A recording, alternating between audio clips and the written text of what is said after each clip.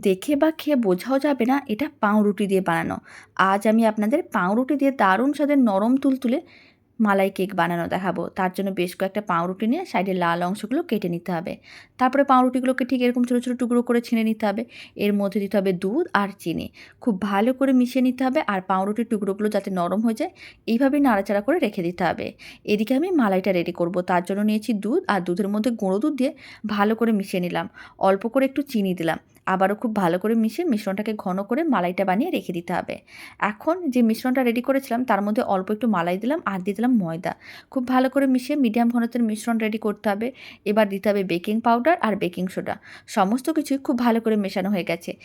এবার মিশ্রণটাকে একটা স্টিলের পাত্রটির মধ্যে নিয়ে তারপর কড়াইতে জল গরম করে স্ট্যান্ডে রেখে পাত্রটিকে রেখে দিতে হবে আর এইভাবে 15 মিনিট হাই ফ্লেমে ভাপে রান্না করতে হবে। যখনই কেকটা রেডি হয়ে যাবে তারপরে ডিমোল্ড করে নিতে হবে।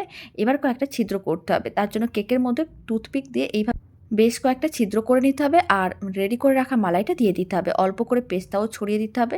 এতে মালাই কেকটা দেখতে অনেক বেশি ভালো লাগবে। এখন আমি মালাই কেকটা কেটে দেখিয়ে দিচ্ছি। আপনারা দেখুন মালাই কেকটা কতটা নরম তুলতুলে আর স্পঞ্জি হয়েছে। বাড়িতে বানিয়ে দেখতে পারেন, খেতেও ভীষণ ভালো হয়। আশা করি খুবই ভালো লাগবে।